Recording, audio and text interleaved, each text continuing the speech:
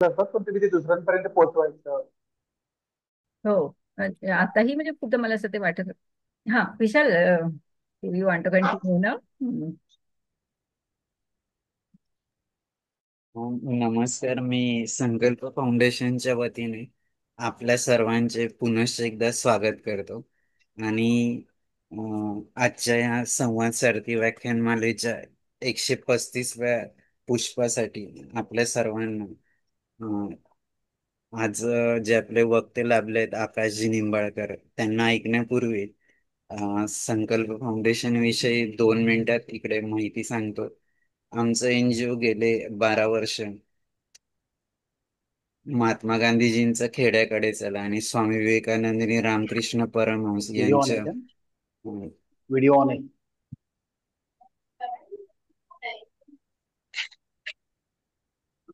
यांच्या शिवभावे जीवसेवा या तत्वाने कार्यरत आहे. गेल्या 12 वर्षात ग्रामीण विकास, पर्यावरण, शिक्षण, आरोग्य अशा विविध क्षेत्रात आमचं एनजीओ काम करत आहे. आणि हे सगळं करत असताना समाजाची जी सेवा करण्याची संधी मिळते त्याबद्दल निश्चितच आमच्या एनजीओच्या सगळ्या पदाधिकाऱ्यांना याबद्दल अभिमान वाटतो. आमचा 12 वर्षाचा प्रवास एका छोट्याशा व्हिडिओ क्लिपद्वारे मी ते शेअर करतो. नंतर आपण आजच्या या व्याख्यानाला सुरुवात करू. नमस्कार भानसे सर, वेलकम. नमस्कार सर.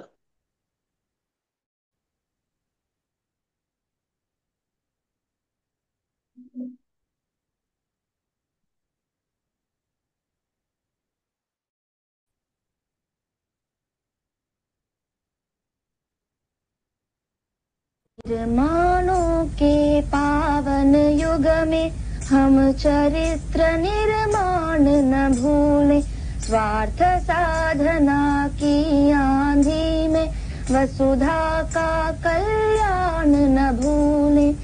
माना अगम गाध सिंधु है, संघर्षों का पार नहीं है, किंतु डूबना मझधारों में साहस को स्वीकार नहीं है। जटिल समस्या सुलझाने को नूतन अनुसंधान न भूले। निर्माणों के पावन युग में हम चरित्र निर्माण न भूले, स्वार्थ साधना की आंधी में वसुधा का कल्याण न भूले। शील विनय आदर्श श्रेष्ठता तार बिना झंकार नहीं है। शिक्षा क्या स्वर साध सकेगी यदि नैतिक आधार नहीं है। कीर्ति कौमुदी की गरिमा में संस्कृति का सम्मान न भूले। निर्माणों के पावन युग में हम चरित्र निर्माण न भूले, स्वार्थ साधना की आंधी में वसुधा का कल्याण न भूले। आविष्कारों की कृतियों में यदि मानव का प्यार नहीं है, सुजन ही। कोरोना काळात जेव्हा आमच्या सगळ्या फिजिकल ऍक्टिव्हिटी बंद होत्या, आम्ही ऑनलाईन वेबिनार सिरीज सुरू केली. त्यात ग्रामीण विकासापासून कृषी प्रक्रिया उद्योग असेल, शेतीच्या विविध पद्धती, योगिक farming, natural farming, organic farming, यासोबत त्या संपूर्ण कालावधीत लोक खूप जास्त टीव्ही, मोबाईल आणि कम्प्युटरच्या स्क्रीनचा वापर करत होते. त्यावर कसा कंट्रोल करावा म्हणून आम्ही पॅरेंट्स आणि स्टुडंटचे वर्कशॉप घेतले ऑनलाईन स्वरूपात. यासोबत आपले दैवत छत्रपती शिवराय, डॉक्टर बाबासाहेब आंबेडकर, भगवान गौतम बुद्ध यांच्या चरित्रावर देखील आम्ही ऑनलाईन व्याख्यानाचे आयोजन केले. आणि संपूर्ण महाराष्ट्रातून आम्हाला खूप चांगला प्रतिसाद मिळाला. हे सगळं करत असताना मनातून जाणवत होतं की आपण अजून संवाद वाढण्यासाठी समाजासाठी काय करू शकतो. खूप चर्चा केल्यानंतर आमच्या मार्गदर्शिका भावनाताई यांच्या मार्गदर्शनाने संवाद सारथी व्याख्यानमालेची सुरुवात केली 15 ऑगस्ट 2022 ला. याचा मुख्य उद्देश की जे पण डिफरंटली एबल अपंग व्यक्ती आहे त्यांच्या जीवनात रोजचा खूप सारा संघर्ष असतो. तर मग तो संघर्ष करत असताना ते त्यांच्या जीवनातल्या त्यांच्या असलेल्या उणिवा कसे ओळखतात, त्याच्यावर मात कशी करतात, आपल्या जीवनाचं बॅलन्सिंग कसं करतात, आपल्यात असलेला जो सारथी दडलेला आहे तर त्याला जागा करून आपल्यातली ऊर्जा कशी मेंटेन ठेवतात, हे सगळं जाणून घेण्यासाठी आम्ही या व्याख्यानमालेची सुरुवात केली. आणि आतापर्यंत 134 महानुभाव येऊन गेले. त्या प्रत्येकाकडून आम्हाला प्रत्येक वेळी नवीन गोष्टी ऐकायला मिळतात, शिकायला मिळतात आणि समाजातील इतर घटकांपर्यंत पोहोचवण्याची संधी मिळते. अं, मी जास्त वेळ न घेता आपले आजचे वक्ते आकाशजी निंबाळकर सर यांचा परिचय करून देण्यासाठी डॉक्टर अनिता मॅडमला विनंती करेन. धन्यवाद सर. नमस्कार. संवाद सारथी पुष्प 135. संकल्प फाउंडेशन सामनेर आयोजित संवाद सारथी या वेब संवाद सत्रातील पुष्प 135. संवाद सारथी या वेब संवाद सत्रातील 135वे पुष्प गुंफण्यासाठी आपल्या अपंगत्वावर मात करत सामाजिक क्षेत्रात आपले वेगळे स्थान निर्माण करणारे मुंबई येथील Victoria memorial School for the blind संचलित नॅशनल हायवे हेल्प डेस्क येथे समुपदेशक या पदावर कार्यरत असलेले तसेच मूळचे कर्नाटक राज्यातील बेळगाव जिल्ह्यातील निपाणी गावचे रहिवासी माननीय आकाश निंबाळकर सर आज आपणास वक्ते म्हणून लाभलेले आहेत. सरांचं शिक्षण सर BA BEd झालेले आहेत आणि सरांचा व्यवसाय सर नोकरी करतात. नॅशनल हायवे हेल्प डेस्क येथे सर समुपदेशक म्हणून सर कार्यरत आहेत. सर सामाजिक क्षेत्रामध्ये देखील सक्रियपणे सहभाग सरांचा असतो.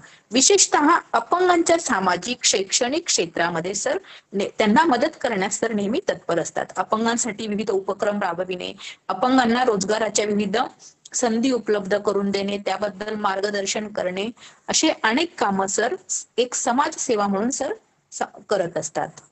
सरांना क्रिकेट खेळायला आवडते आणि सरांचा जो छंद आहे तो लोकांशी संपर्क साधणे, वादविवाद मध्ये भाग घेणे, संगीत ऐकणे असे सरांचे छंद आहेत. सरांना आजवर अनेक पुरस्कार तर भेटलेले आहेत. ते पुरस्कार मोठमोठ्या हस्तींकडून सरांना लाभलेले आहेत. अर्थातच सरांच्या कार्यामुळे ते सरांना बहाल झालेले आहेत. सरांना अण्णा हजारे, मेधा पाटकर, प्रकाश आमटे असे उच्च व्यक्तिमत्वांकडून सरांना पुरस्कार लाभलेले आहेत. सरांना 2013 साली आंतरराष्ट्रीय दर्जाच्या सामाजिक कार्यकर्ता मेधाताई पाटकर यांच्याकडून सरांना सन्मानित करण्यात आलेले आहे. तसेच 2015 मध्ये सरांच्या सामाजिक कार्याची दखल घेऊन लोकल त्या स्थानिक स्वराज्य संस्थांकडून सरांना समता पुरस्कार सरांना बहाल करण्यात आलेला आहे. सरांच्या सामाजिक कार्याबद्दल, उत्कृष्ट सामाजिक कामगिरीबद्दल. तसेच 2020 साली कोविड वॉरियर म्हणून सरांना गौरविण्यात आलेले आहे. आणि हा पुरस्कार सरांना केंद्रीय पत्रकार परिषद मुंबई यांच्यातर्फे हा पुरस्कार सरांना बहाल झालेला आहे. तसेच ग्रामीण श्रमिक प्रतिष्ठान लातूर यांच्याकडून उत्कृष्ट सामाजिक कार्यकर्ता म्हणून देखील सरांना पुरस्कार बहाल झालेला आहे. असे आजवर सरांना अनेक पुरस्कार सरांना लाभलेले आहे. माननीय आकाश निंबाळकर सर हे उमेद सकारात्मक आहेत. चला तर मग आपणही संकल्प फाउंडेशनच्या संवाद सारथी या वेब संवाद उपक्रमात सहभागी होऊया आणि अडथळ्यावर मात करत पुढे जाण्यासाठी नवीन ऊर्जा मिळवूया. तर अधिक वेळ न घेता मी पुढील सूत्रे विशाल सरांकडे सोपविते. धन्यवाद. धन्यवाद डॉक्टर अनिता मॅडम. मी जास्त वेळ न घेता आपले आजचे वक्ते आकाश निंबाळकर सर यांना विनंती करतो की त्यांनी त्यांचा जीवन प्रवास आमच्या सोबत शेअर करावा. खूप खूप स्वागत आहे सर आपलं. मनपूर्वक धन्यवाद सर. आणि सर्वप्रथम अ, त्या व्यासपीठावरती उपस्थित, या ऑनलाईन व्यासपीठावरती उपस्थित सर्व मान्यवर, अ, तसेच संकल्प फाउंडेशनचे सर्व ज्येष्ठ पदाधिकारी, कार्यकर्ते व आमचे प्रेक्षक, या सर्वांना मनपूर्वक नमस्कार. अ, कदाचित मला वाटतं की जवळपास 3-3.5 वर्षानंतर मी बोलतोय सार्वजनिक कार्यक्रमामध्ये असेल किंवा वेबिनारमध्ये असेल. कारण मला वाटतं की शेवट मी 2021 नोव्हेंबरमध्ये शेवटचं माझं एक व्याख्यान किंवा भाषण झालं होतं. आणि त्यानंतर जवळपास आज, सो अनेक दिवसानंतर अ, तुमच्या म्हणजे ह्या संस्थेतर्फे, संकल्प फाउंडेशन यांच्यातर्फे मला हे व्यासपीठ मिळालं. तर आपल्या सर्वांचा मी आभारी आहे, ऋणी आहे आणि अत्यंत आनंदी आहे ह्या व्यासपीठावरती ऑनलाईनच्या माध्यमातून संवाद साधण्याकरिता आज मला ही संधी मिळाली. तर सुरुवात मी माझ्या बालपणापासून करेन. माझा जन्म 1992 डिसेंबर 10 रोजी बेळगाव जिल्ह्यातील निपाणी ह्या शहरामध्ये झाला. जन्मता मी सर्वसामान्यच होतो, जसे आपण सर्वजण असतात. म्हणजे डोळ्या हातापायाने सर्व गोष्टींनी मी सदृढ होतो, शारीरिकरित्या, मानसिकरित्या. पण जेव्हा मी 9 महिन्याचा होतो त्यावेळेस तापामध्ये पोलिओच्या अटॅक आला. आणि पोलिओच्या अटॅकमध्ये जे डोळ्याला रक्तपुरवठा करणारे नस असतात, ऑप्टिक नर्व्हज असतात, त्याच्यावरती पोलिओ अटॅक झाला आणि दृष्टी गमवावी लागली. परंतु हे इतकं लहान वय होतं की मी कुणाला सांगू शकत नव्हतो की मला दिसत नाही. आणि आई वडिलांनाही ओळखणं खूप अवघड होतं, कारण की 9 महिन्याचं मूल तर बोलत नाही, तर ओळखणं अत्यंत कठीण होतं त्यांच्यासाठी. परंतु आपल्या शेजार पाजारी, अवतीभोवती कोणी ना कोण अशी लोक असतातच ज्यांचं ऑब्झर्वेशन स्ट्रॉंग असतं. आणि आमचे असेच एक शेजारी होते त्यावेळेचे, ज्यांना काहीतरी बदल माझ्यामध्ये जाणवला. त्यांना असं जाणवलं की आधी जेव्हा हे मूल आमच्या घरी यायचं तेव्हा आमच्याकडे पाहायचं किंवा पाहण्याचा प्रयत्न करायचं नवीन नवीन गोष्टीकडे. परंतु जेव्हापासून हॉस्पिटलमधून आलंय तोपर्यंत भिंत पकडून चालतंय किंवा एखादी गोष्टीचा आवाज आल्याशिवाय त्या गोष्टीकडे पाहत नाही. तर ही गोष्ट त्यांना जाणवली आणि त्यांनी माझ्या आई वडिलांना कळवलं की कदाचित तुमच्या बाळाला दृष्टीदोष असू शकतो. तर ते बोलले की तुम्ही एकदा डॉक्टरांना कन्सल्ट करा.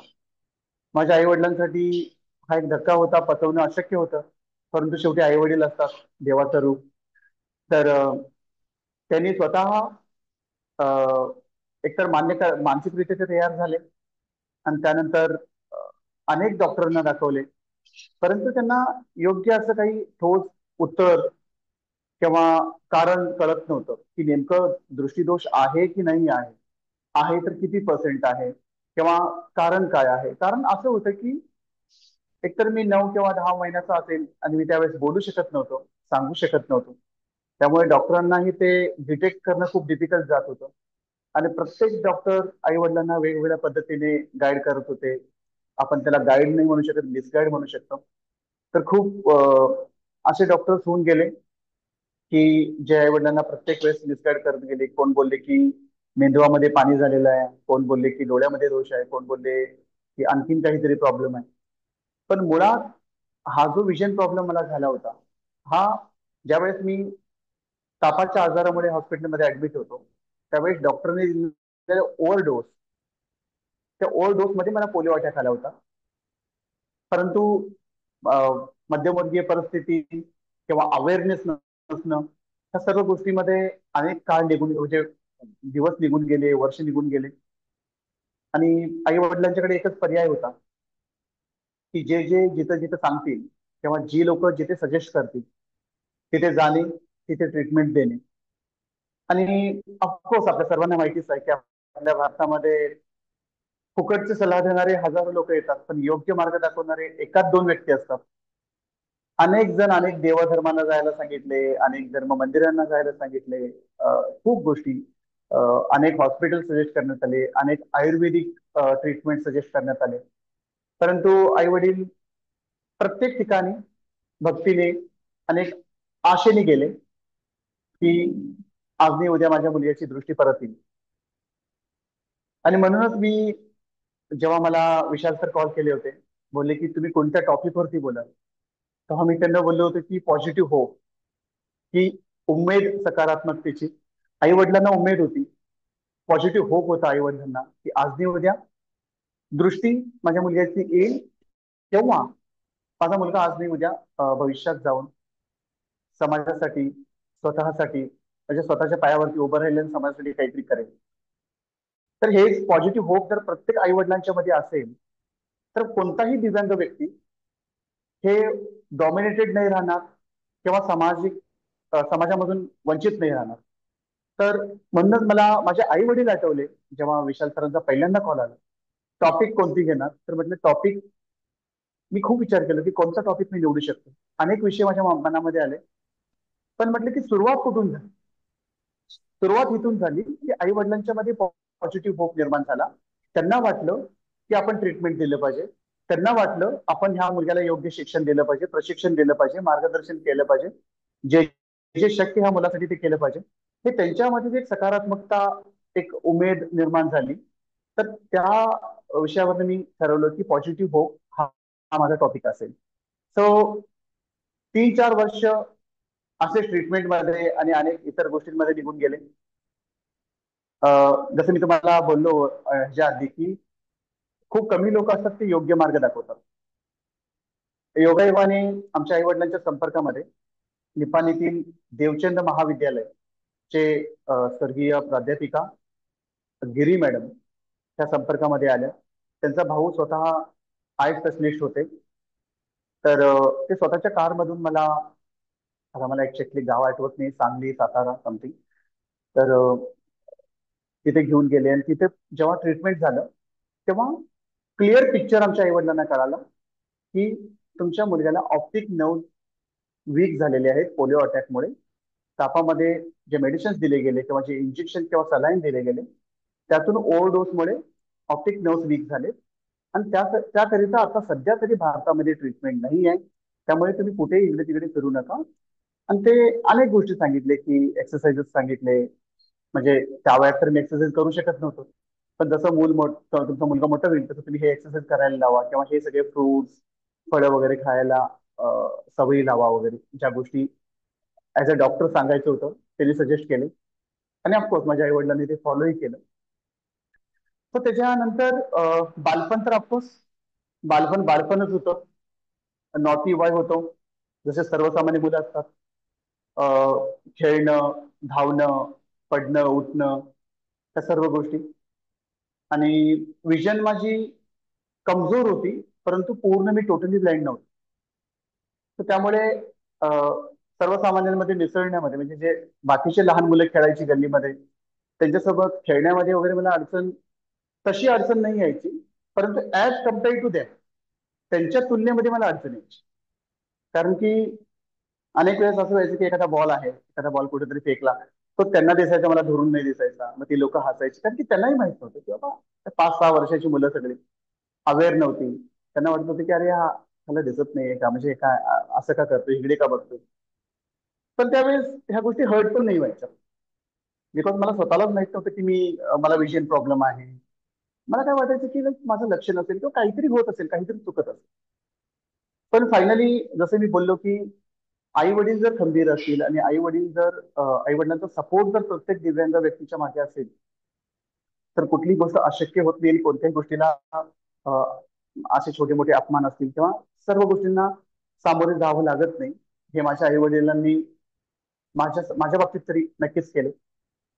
नॉर्मली मी समाजामध्ये शिक्षित, एज्युकेटेड आणि लिटरेट ह्याच्यामध्ये मी 2 पार्ट करतो.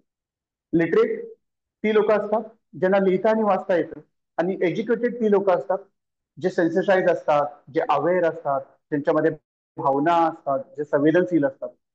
तर माझे आई वडील लिटरेट नव्हते पण एज्युकेटेड होते. म्हणजे अक्षरस्थ नव्हते परंतु सुशिक्षित होते म्हणता येईल. तर कारण की मला असं वाटतं की आजकाल मी मुंबईमध्ये किंवा बाकीच्या शहरांमध्ये आम्ही दिव्यांगांना कसं वागवलं जावं ह्याच्याबद्दल ते सेन्सिटायझेशनचे प्रोग्राम्स ऑर्गनाईज करतात कॉलेजेसमध्ये किंवा शाळेमध्ये किंवा विविध सरकारी आस्थापनांमध्ये. मला माहित नाही की माझ्या आई वडिलांना कोण सेन्सिटाईज केलं होतं, की जेव्हा त्यांना कळलं की ह्याच्यावरती ट्रीटमेंट नाहीये, ते प्रत्येक गोष्टी मला म्हणजे हातात पकडून दाखवायला लागले की बाबा ह्याला टोमॅटो म्हणतात, हा वांगा असा असतो, बटाटा असा असतो, हे चमच असा असतो, प्रत्येक गोष्टी. म्हणजे त्यांना कोण सेन्सिटाईज करायचं किंवा अवेअरनेस करण्याची गरजच नाही पडली, बिकॉज ते सेल्फ सेन्सिटाईज होते, सेल्फ अवेअर होते. त्यांना कळून चुकलं होतं की आता ह्याला ट्रीटमेंट नाही आहे तर काय करायचं, की आपण ह्याला ट्रेंड केलं पाहिजे. तर त्या बाबतीत मी खूप लकी आहे की माझे आई वडील जर कमी शिकलेले जरी असतील तरी खूप सुशिक्षित आहेत असं मला म्हणता येतं. म्हणजे आनंद वाटतो ते सांगताना. आणि त्यानंतर मग ऑफकोर्स माझा एक लहान भाऊ आहे, तोही मोठा होत होता. तो जेव्हा मला पहिल्यांदा शाळेमध्ये घातले, सर्वसामान्यांच्या शाळेमध्ये, तिथे मला अडचण यायला लागली कारण की बोर्डवरती लिहिलेल्या गोष्टी मला दिसत नव्हत्या. मी शिक्षक जे सांगतायत किंवा जे हाताचे इशारे करतायत तो जे काही लिहितायत त्याला मी रिॲक्ट करू शकत नव्हतो, रिस्पॉन्ड करू शकत नव्हतो. आणि तेव्हा पहिल्यांदा ते शिक्षक बोलवून सांगितले आमच्या आई वडिलांना की त्याला तुम्ही शाळेला पाठवूनही काही उपयोग नाही कारण की हा मुलगा ऐकेल पण काय करू शकणार आहे.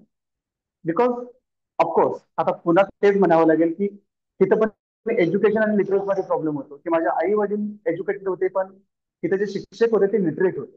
ते सेन्सिटाईज नव्हते, त्यांना अवेअरनेस नव्हता, त्यांना सर्व शिक्षण अभियान ऑफकोर्स त्या नव्हतंच कदाचित, कारण की सर्व शिक्षण अभियान हे 2002 मध्ये आलं, 2005 मध्ये कदाचित, 2 या 5 मध्ये. सो ते अवेअर नव्हते. स्पेशल स्कूल्स असतात, ब्रेल असतं, ह्या सर्व गोष्टी त्यांना माहित नव्हत्या. ते एक प्रकारे माझ्या आईवडिलांना डिमोटिवेट केले की अरे यार तुम्ही मुलग्याला शाळेला पाठवून तरी काय करणार, म्हणजे 4 तास बसेल, 5 तास बसेल, घरी निघून येईल, मी काही उपयोग नाही. पण माझे आई वडील ऑफकोर्स हसले नाहीत. आणि त्यांचा प्रयत्न सुरू होता की ह्याला आपण बेस्ट मधलं बेस्ट काय करू शकतो, कसं ट्रेन करू शकतो, कसं एज्युकेशन देऊ शकतो. आणि त्यातूनच एक दिवशी एक पेपरमध्ये आर्टिकल माझ्या वडिलांना वाचायला मिळाला, माहेश्वरी आंध्र विद्यालय बेळगाव ह्याबद्दल. तर त्याचं जेव्हा वाचन झालं तेव्हा ते अनेक मित्रांना विचारले की बाबा, ती एक रेसिडेन्शियल स्कूल होती, म्हणजे आहे अजूनही, की ज्याला आपण म्हणतो की मोफत वसतिगृह आणि मोफत शिक्षण. तर वसतिगृहाबद्दल, हॉस्टेलबद्दल खूप निगेटिव्ह कॉन्सेप्ट किंवा चुकीचे कॉन्सेप्ट कदाचित आज पण समाजामध्ये असतील पण त्या काळात खूपच जास्त होते.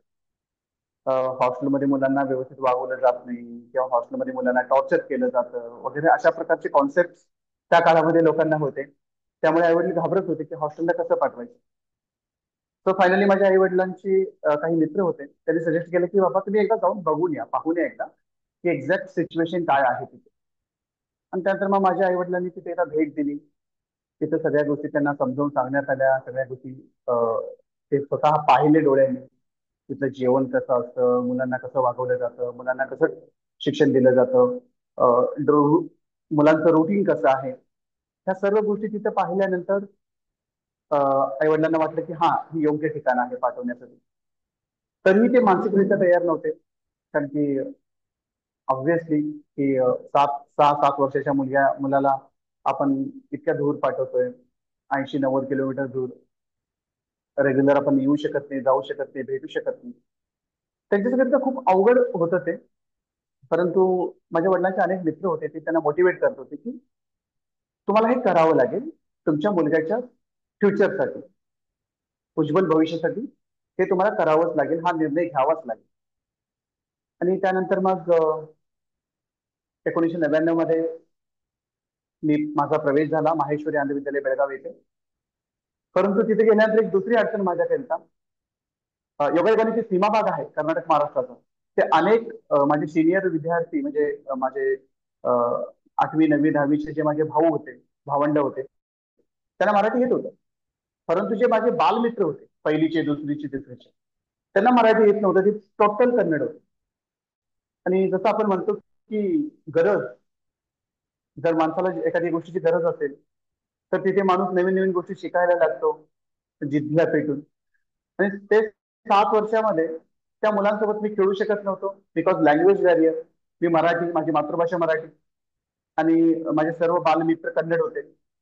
तर मला ऑटोमॅटिकली म्हणजे कन्नड मला कोण शिकवलं की मी शिकलो मला आठवत नाही, पण मला वाटतं की मी 1-2 महिन्यामध्ये कन्नड शिकलो, आणि तेही परफेक्ट. म्हणजे माझे शिक्षक अजूनही त्या काळात तर ते शॉकच होते. अजूनही त्यांना वाटतं की हा मुलगा 1-2 महिन्यामध्ये इतका परफेक्ट भाषा कसं काय शिकला. पण ती गरज होती त्या काळची. तेव्हा मला ऑब्व्हियसली लोकांसोबत वावरण्याकरिता, माझ्या बालमित्रांसोबत खेळण्याकरिता, आणि बाकी शिक्षक जे शिकवतायत ते समजून घेण्याकरिता. बिकॉज बाकी सर्वांना समजतं आणि मला समजत नाही. पण ऑब्व्हियसली की need is mother of invention. गरज ही संशोधनाची मातृ आहे. तर शिकावं लागलं, आणि देवाच्या आशीर्वादाने मी शिकलो सुद्धा. सो त्यानंतर प्रवास पुढे सुरू राहिला. ब्रेल शिकणं असेल, मोबिलिटी डेव्हलप करणं असेल, स्वतः एकटं फिरणं, स्पर्शज्ञान वाढवून घेणे, आणि मग म्युझिक. तसं मी म्युझिकमध्ये फार काही करू शकलो नाही. पण एक आनंदाची गोष्ट आहे की मी 5वीला असताना आमच्या शाळेची सिल्वर जुबली होती. 25 वर्ष पूर्ण झाली होती आमच्या शाळेला, आणि त्यावेळेस मला सिंगिंग कॉम्पिटिशन मध्ये स्टेट लेवलमध्ये फर्स्ट प्राइज मिळालं होतं. त्याच्यानंतर मी कधी गायलो नाही. That was the first and that was the last, I think. So त्याच्यानंतर ग्रुप सॉंग्स वगैरे मी कॉलेजमध्ये परफॉर्मन्स ऑफकोर्स केलो.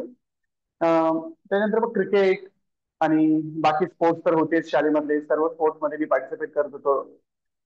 प्रत्येक वर्षी जसं जागतिक दिव्यांग दिन असतो त्या दिवशी अनेक जिल्हास्तरीय स्पर्धा असायच्या. तो कल्चरल ऍक्टिव्हिटीज पण असायचे, जसं की ड्रामा आणि ग्रुप डान्स असायचे, ग्रुप सॉंग्स असायचे. त्याच्यामध्ये मी पार्टिसिपेट करायचो. सो माझी 10वी पर्यंत शिक्षण माहेश्वरी आंध्र विद्यालय येथे झालं, ब्रेलच्या माध्यमातून. आणि ब्रेल काय असतं हे अनेक लोकांना ऑफकोर्स माहिती असेल, पण जे नवीन ऐकतील, जे पहिल्यांदा ऐकत असतील, त्यांच्याकरिता मी सांगतो की ब्रेल ही अंध व्यक्तींकरिता स्वतंत्रपणे लिहिणे आणि वाचण्याकरिता तयार केली गेलेली एक लिपी आहे, जी बिंदूच्या माध्यमातून तयार झालेली लिपी आहे. 6 बिंदू असतात, 6 डॉट्स. आणि त्या 6 डॉट्स मध्ये आपण मराठी, हिंदी, इंग्लिश, म्हणजे इंग्लिश आणि भारतीय 13 भाषा आपण लिहू शकतो. त्याच्यामध्ये संपूर्ण ग्रामर आमचं आपलं कव्हर होतं, की comma, inverted comma, bracket, double bracket, सर्व गोष्टी. तर ब्रेलच्या माध्यमातून माझं 10वी पर्यंत शिक्षण पूर्ण झाल्यानंतर 10वी मध्ये मला 86% मार्क्स मिळाले. 87.5, कारण की 10वी 2009 मध्ये झाली. सो त्याच्यानंतर मग मला बेंगळुरूमध्ये ऍडमिशन घ्यायचं होतं, कारण की मला ऐकून माहिती होतं की यार आणि हे सत्य आहे आजच्या काळामध्ये सुद्धा, जे मेट्रो सिटीज आहेत, जसं बेंगळूर आहे, मुंबई आहे, पुणे आहे, दिल्ली आहे, तिथे जे दिव्यांग व्यक्तींना फॅसिलिटीज मिळतात, एक्सेसिबिलिटी असेल किंवा शैक्षणिक सामग्री असतील किंवा जे व्हॉलेंटिअरिंग सपोर्ट असेल, रीडर, रायटर, अशा प्रकारची फॅसिलिटी बाकी ग्रामीण भागांमध्ये म्हणजे तुलनेत खूप कमी मिळतात. आपलं सांगली, सातारा, कराड हा भाग तर नक्कीच म्हणजे खूपच मागासलेला भाग आहे. असं म्हणण्यापेक्षा ऍक्च्युली पुणे आणि मुंबई आणि नाशिक हे 3 सोडलं तर बाकी सर्वच आपल्या महाराष्ट्रातले आणि कर्नाटकातलं बेंगलोर आणि मैसूर हे 2 शहर सोडले तर बाकी सर्वच भाग हे मागासलेले आहेत. ह्या बाबतीत अवेअरनेस क्रिएशन बद्दल असेल, किंवा म्हणजे लोक अवेअर असण्याबद्दल असेल, सेन्सिटायझेशन बद्दल असेल, किंवा एक्सेसिबिलिटी बद्दल असेल. ती परिस्थिती तेव्हाही होती. आज थोडी सुधारलेली आहे परिस्थिती बाकी शहरांमध्ये, पण त्यावेळेस 2009, 10, 11 त्या काळामध्ये ती परिस्थिती आणखीन भीषण होती. सो बेंगलोरमध्ये मी एका नामवंत संस्थेमध्ये ऍडमिशन घेण्याचा प्रयत्न केला, परंतु त्यावेळेची तिथली परिस्थिती, आज तिथे खूप सुखसुविधा आहेत आणि खूप सर्व गोष्टी आहेत, त्या संस्थेचं नाव नाही घेऊ इच्छित.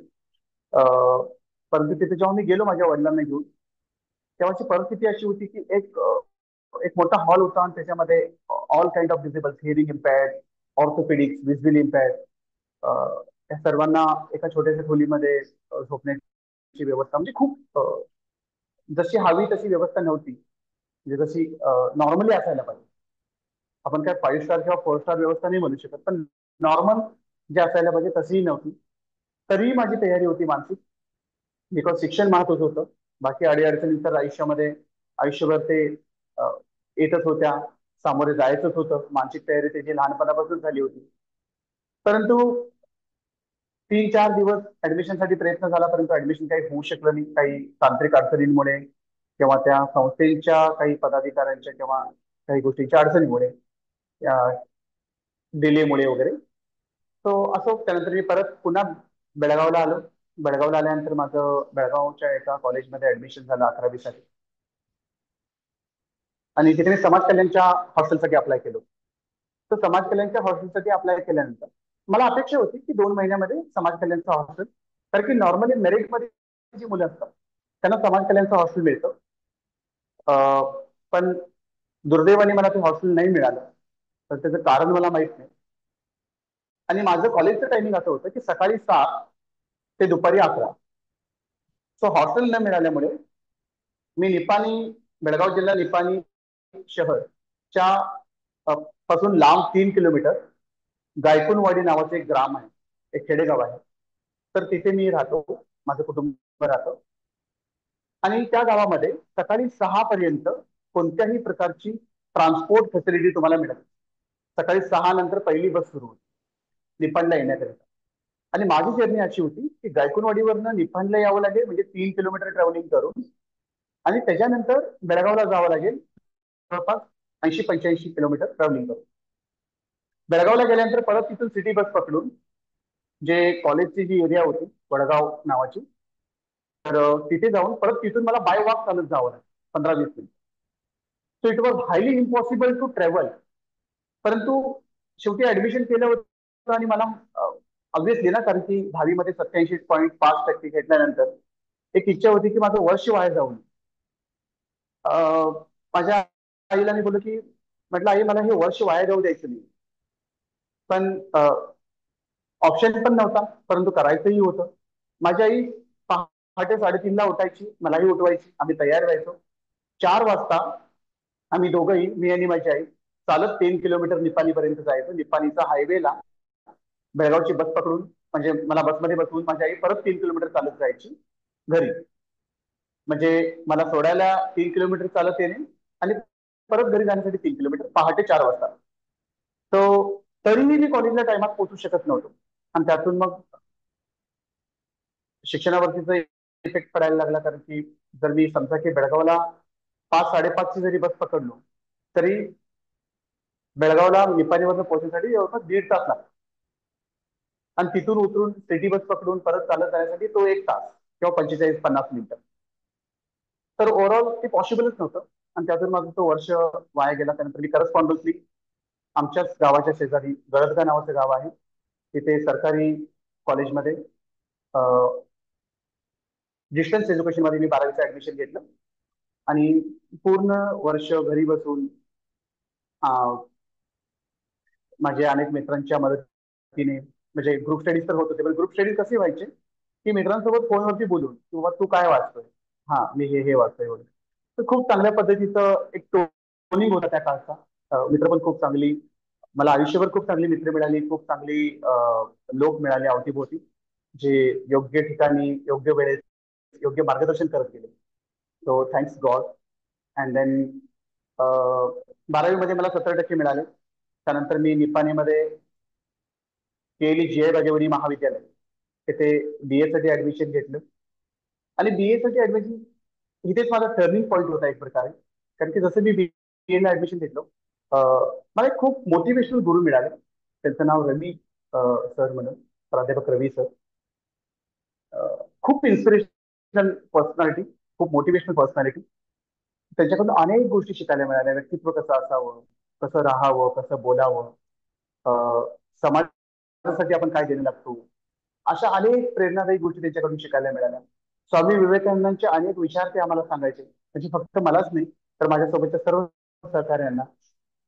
आणि त्यातून एक ऊर्जा मिळत गेली, एक प्रेरणा मिळत गेली. ते मला एकदा बोलले होते की, आकाश, जो व्यक्ती स्वतःसाठी जगतो आणि समाजासाठी काहीच करू शकत नाही किंवा करत नाही, तो व्यक्ती जिवंत प्रेत आहे.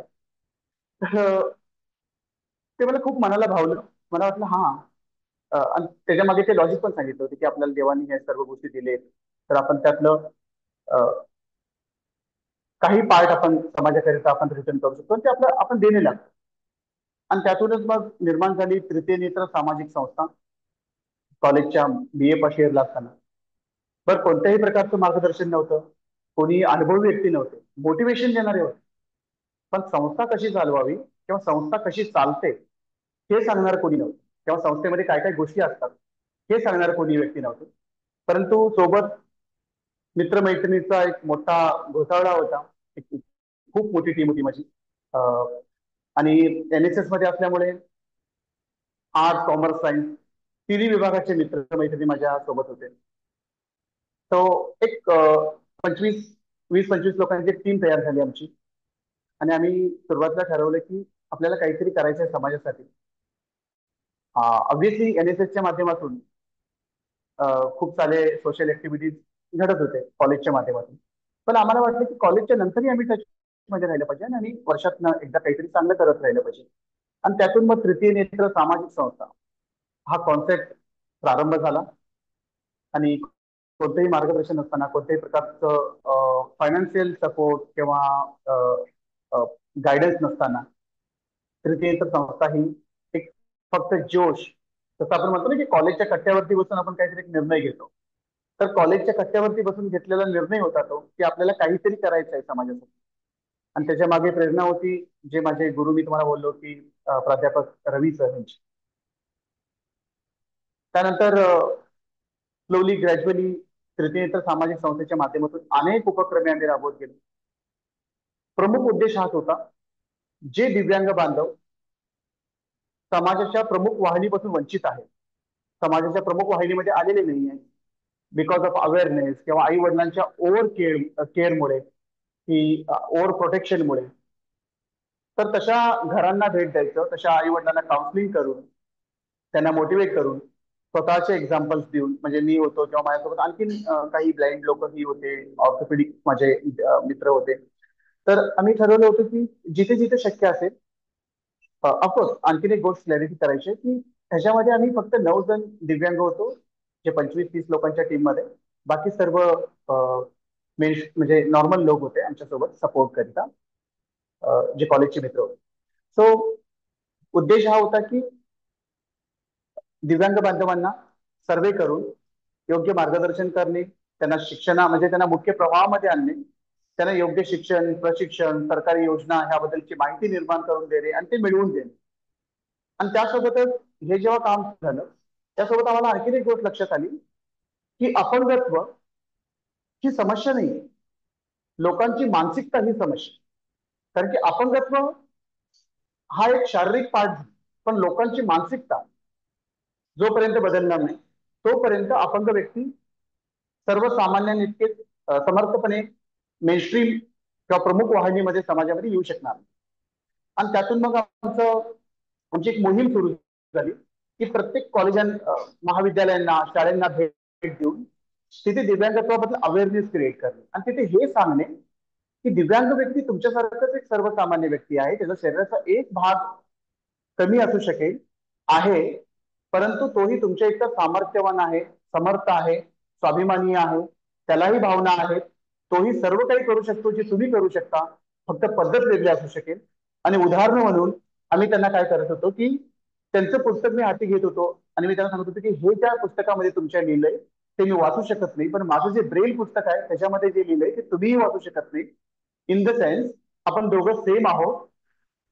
आपलं जे काही सामाजिक गोष्टी असतील, शैक्षणिक गोष्टी असतील, दैनंदिन आयुष्यातल्या गोष्टी असतील, आपण सर्वजण सेम आहोत, भावना सेम आहेत, इच्छाशक्ती सेम आहे, सामर्थ्य सेम आहे, फक्त करण्याची पद्धत वेगळी आहे. तर अशा प्रकारे अवेअरनेस करण्याचा प्रयत्न म्हणजे मोहीम सुरू झाली. आणि आनंद वाटतो सांगायला की तृतीय नेत्र सामाजिक संस्थेच्या माध्यमातून बेळगाव जिल्हा आणि कोल्हापूर जिल्ह्यातील काही ग्रामीण भागातील शाळा व महाविद्यालय असे पकडून एकूण 2015 पासून ते 2018 पर्यंत 6,000 विद्यार्थ्यांना दिव्यांग व्यक्तींच्या बद्दलचं अवेअरनेस क्रिएट करण्याचं भाग्य आम्हाला लाभलं. त्यामध्ये ह्या मोहिमेमध्ये मला सहकार्य केलेले म्हणजे अनेक दिव्यांग बांधव असतील किंवा सर्वसामान्य बांधव असतील, ह्या सर्वांचं मी सततच्या सदैव ऋणी राहील. ह्यानंतर आमच्या डोक्यात एक कल्पना आली की अवेअरनेस क्रिएट करणं म्हणजे एखाद तास वेबिनार किंवा सेमिनार ऑर्गनाईज करून ती गोष्ट तिथेच थांबणार नाही. तर आमच्या डोक्यात अशी कल्पना आली की आपण का नाही सर्वसामान्य वित्त दिव्यांगाची स्पर्धा ऑर्गनाईज करू नये.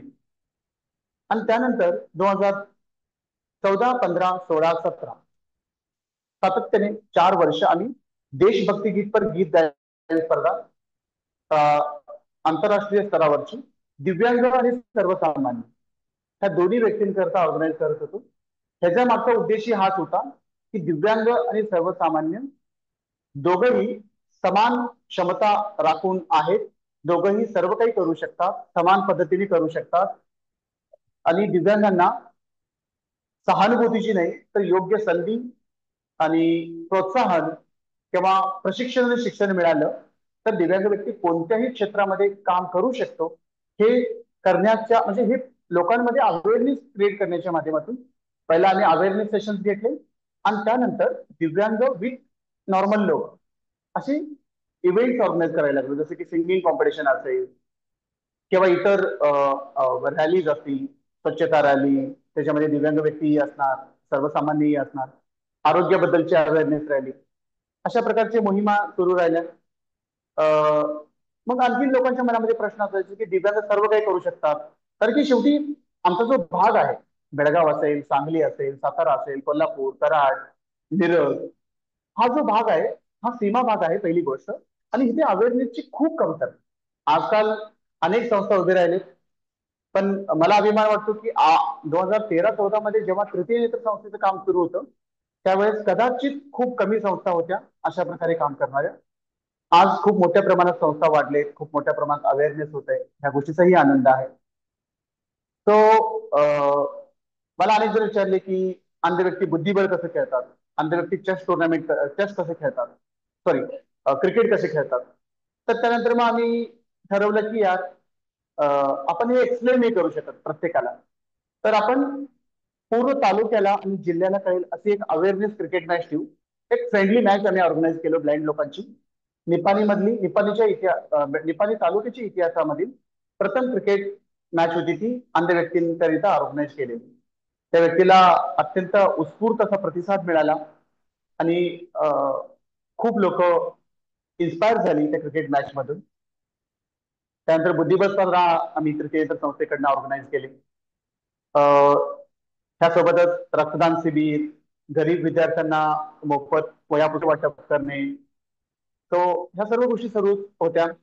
वृक्षारोपण म्हणजे तृतीय नेत्र संस्था ही एक अशी संस्था होती की दिव्यांग आणि सर्वसामान्य हे इक्वल आहेत हा जर प्रमुख उद्देश असला तरी त्याच्या पलीकडचा उद्देश हा होता की दिव्यांग व्यक्ती आणि सर्वसामान्य व्यक्ती मिळून, कारण की शेवटी आम्ही समाजाचे नागरिक आहोत आणि समाजाचे देशाचे देणे लागतो, त्यामुळे अनेक सामाजिक उपक्रमे एकत्र ऑर्गनाईज करण्यात आले अनेक संस्थांच्या सहाय्याने, मदतीने, कोलॅबोरेशन मध्ये आपण म्हणू शकतो. आणखी एक म्हणजे तसं तुम्हाला सर्वांना माहितीच असेल ऐकून वाचून की बेळगाव हा महाराष्ट्र आणि कर्नाटकचा सीमा भाग गेल्या 70 वर्षापासून विवादित प्रदेश म्हणू शकतो. परंतु तृतीय नेत्र संस्थेकडून 2017 मध्ये पहिल्यांदाच 27 ते 28 वर्षानंतर बहुभाषीय वक्तृत्व स्पर्धा ऑर्गनाईज करण्यात आली. त्याच्यामध्ये मराठी, कन्नड, हिंदी, इंग्लिश ह्या चारही भाषांना प्राधान्य देण्यात आलं आणि 120 स्पर्धकांनी याच्यामध्ये सहभाग घेतला महाराष्ट्र आणि कर्नाटक ह्या दोन्ही राज्यातून. तर ही एक आनंदाची गोष्ट होती. सीमा भागामध्ये बहुभाषीय वक्तृत्व स्पर्धा तीही 27 ते 28 वर्षानंतर तृतीय नेत्र संस्थेकडून ऑर्गनाईज करण्याचं सौभाग्य किंवा भाग्य आम्हाला लाभलं. त्यानंतर शिक्षण तर सर्वांचं सुरू होतं, आमच्या सर्व मित्रमैत्रिणींचं शिक्षणासोबतच हे समाजकार्य सुरू होतं. सांगण्यासारख्या अशा अनेक गोष्टी तृतीय नेत्र संस्थेच्या माध्यमातून राबवलेले. 2013 मध्ये तृतीय नेत्र संस्थेला मेधा पाटकर थोर समाजसेविका म्हणजे प्रमुख उपस्थिती लाभली आणि त्यांच्या हस्ते संस्थेच्या माध्यमातून म्हणजे संस्थेच्या तर्फे माझा सन्मान करण्यात आला. त्याच्यानंतर 2015-16 मध्ये सामाजिक कार्यकर्ते अण्णा हजारे यांचं दर्शन घेण्याचं भाग्य आम्हाला लाभलं. त्यांच्याकडून आशीर्वाद मिळाले, मार्गदर्शन मिळालं, प्रोत्साहन मिळाला त्यांच्याकडून. त्यानंतर 2017 मध्ये मेधाताई, प्रकाश बाबा आमटे आणि मंदाताई आमटे हे दोघंही निपणला आले होते आणि त्यावेळेसही तृतीय नेत्र संस्थेच्या माध्यमातून म्हणजे तृतीय नेत्र संस्थेच्या तर्फे माझा सन्मान करण्यात आला, माझ्या सर्व सहकाऱ्यांच्या तर्फे. कारण की जे काही तृतीय नेत्र संस्था उभी होती किंवा आहे ते माझ्या एकट्यामुळे नाही, त्याच्या मागे अनेक लोकांचे एफर्ट्स आहेत, अनेक लोकांनी घाम गाळले, अनेक लोकांनी तन मन धन अर्पित केलेलं आहे, अनेक लोकांचं त्याच्यामध्ये प्रचंड असं योगदान आहे. तर त्या योगदानाच्या माध्यमातूनच आम्ही हे सर्व काही करू शकलो. अशा अनेक गोष्टी आहेत जे तृतीय नेत्र संस्थेबद्दल सांगता येतील, परंतु वेळ कमी असल्यामुळे मी आता पुढे जातो. माझ्या सर्व मित्रमैत्रिणींचे शिक्षण पूर्ण होत होतं, माझंही तसं शिक्षण पूर्ण होत होतं. माझं 2018 मध्ये बीएड कम्प्लीट झालं. आणि जसं माझं शिक्षण कम्प्लीट झालं तसं, कारण की माझ्या सर्व जे मित्रमैत्रिणी होते ते समवयस्कर होते, तर त्यांचंही शिक्षण पूर्ण झालं. अनेक जणांची लग्न झाली, अनेक जण व्यवसायासाठी, नोकरीसाठी पुणा, मुंबई, बेंगळूर, मैसूर अशा मेट्रो सिटीजना ट्रान्सफर झाले किंवा सेटल झाले म्हणू शकतो आपण. आणि त्यानंतर मग तृतीय नेत्र संस्थाचं काम थोडंफार ज्या वेगानं चालत होतं तो वेग थोडा कमी झाला, परंतु ऑफकोर्स तुमच्या सर्वांचा आशीर्वाद आणि साथ आहे आणि राहू दे. तर म्हणजे कामाचा स्पीड जरी कमी झाली असेल तरी काम थांबलेलं नाही आहे, काम सुरूच राहील. कारण की ते ध्येय स्वतःहून ठरवून घेतलेलं आहे आणि ते कधी थांबू द्यायचं नाही, ही शपथ मी स्वतः घेतलेली आहे. त्यामुळे तृतीय नेत्र संस्था ह्याचं काम, समाज उपयोगी कार्य हे सातत्याने सुरू राहील. आणि ऑफकोर्स मला इथे आनंद मोरे सर कदाचित आहेत की नाही मला माहित नाही, पण ते माझे डायरेक्ट इनडायरेक्टली मार्गदर्शक आहेत. आणि आपले शाबुद्दीन सर कदाचित काल मला कॉल केले होते की आज मी असणार आहे ह्या वेबिनार मध्ये, तर तेही इथे असतील, तेही माझे मार्गदर्शक आहेत. असे अनेक थोर मार्गदर्शक, अनुभवी मार्गदर्शक मला लाभलेत आणि त्यांच्या मार्गदर्शनाखाली आणि त्यांच्या सपोर्टने मी अनेक गोष्टी करू इच्छितोय. तो तुमच्या सर्वांचा आशीर्वाद, सपोर्ट ह्या तृतीय नेत्र संस्थेच्या मागे राहो हीच एक इच्छा व्यक्त करतो. तो बीएड झाल्यानंतर 2018 मध्ये मला चशायर होम्स इंडिया ह्या संस्थेमध्ये दिव्यांगांच्या न्याय हक्कांकरिता लढा देण्यासाठी एक प्रकल्प उभा करण्यात आला. त्या प्रकल्पाचं नाव आहे यंग व्हॉइसेस, तरुणांचा आवाज. आणि ह्या प्रकल्पाचा समन्वय कोऑर्डिनेटर म्हणून माझी नेमणूक झाली. काम हे होतं की दिव्यांग कायदा 2016 हा तर आपल्या भारतामध्ये 2016 मध्ये पार्लिमेंटमध्ये पास झाला, परंतु त्याची अंमलबजावणी प्रत्येक राज्यांमध्ये होत नाहीये ज्या प्रकारे व्हायला पाहिजे त्या प्रकारे. आणि तिथून मग चशायर होम्स इंडिया मुंबई ह्याने ठरवलं की कायदा कागदावरती असून काय उपयोग, जर रस्त्यावरती तो कायदा इम्प्लिमेंट होत नसेल, त्याची अंमलबजावणी होत नसेल, तर त्याचा दिव्यांगांना फायदा होत नसेल, तर ह्याच्याकरता लढा देणं आवश्यक आहे. आणि ह्या एका कल्पनेतून यंग व्हॉइसेस हा प्रकल्पाची निर्माण झाली आणि त्याचा समन्वयक म्हणून काम करण्याची मला संधी मिळाली 2018 मध्ये. 2018 मध्ये मी जॉईन झालो आणि आयुष्यामध्ये मी पहिल्यांदा मुंबईमध्ये आलो होतो. मुंबईमध्ये माझा एकही ओळखीचा व्यक्ती नव्हता. माझं संपूर्ण शिक्षण हे कर्नाटक सीमा भागामध्ये पूर्ण झाले असल्यामुळे, हा मराठी मातृभाषा असल्यामुळे किंवा मराठी भाषिक असल्यामुळे इतकी अडचण नाही आली. परंतु एवढ्या मोठ्या शहरामध्ये मी येत असताना, जसं मी तुम्हाला बोललो की मी 7 वर्षाचा असताना माझ्या आई वडिलांना शाळेमध्ये हॉस्टेलमध्ये घालण्याकरिता ज्या प्रकारची इन्सिक्युरिटी फील होती, ज्या प्रकारची भीती होती त्यांच्या मनामध्ये की हॉस्टेल कसं असेल, तशाच प्रकारे आजपर्यंत आपल्या गावाकडचे सर्व लोक, खास करून मी आपला जो भाग आहे, आपला जो पट्टा आहे, सांगली, सातारा, कराड, बेळगाव, हुबळी, धारवाड, तर कोल्हापूर, आपला जो हा पट्टा आहे, आजपर्यंत आम्ही पिक्चरमध्ये ना मुंबई म्हणजे अंडरवर्ल्ड, मुंबई म्हणजे एक गँगस्टर आणि ह्या सर्व मूवीज आणि सिरियल्स मध्ये आपण हे सगळं बघत आलो. तर तेव्हाही आई वडिलांच्या मनामध्ये एक इन्सिक्युरिटी होती की बाबा तू मुंबईमध्ये जाऊन करणार कसं, तू कधी एकटा फिरला नाही मुंबईला, कधी गेला नाही. एकटा फिरलो नाही इन द सेन्स मुंबईमध्ये. 10वी संपल्यास मी बेंगळूर मधील national association for the blind येथे मोबिलिटीचं ट्रेनिंग घेतलं. मोबिलिटी ही एक अशी ट्रेनिंग आहे जी दृष्टीहीन व्यक्तींना पांढऱ्या काठीच्या सहाय्याने स्वतंत्रपणे एका ठिकाणाहून दुसऱ्या ठिकाणी जाण्याकरिता कसं चालावं, काय करावं ह्याच्यावरचं प्रशिक्षण दिलं जातं. तसे शिक्षण माझं झालंच होतं.